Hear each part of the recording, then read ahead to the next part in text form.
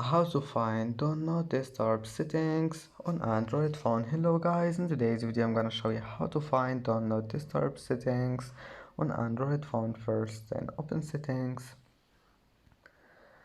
and then just scroll down until you find here sounds and vibration,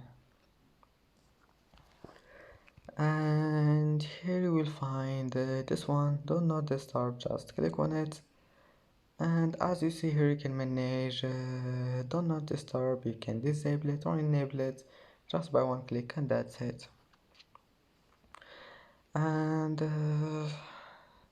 And that's how to find the do not disturb settings on Android phone. And that's it for today's video. If you like this video, don't forget like and don't forget subscribe, and thank you for watching this video until the end, and see you in the next video.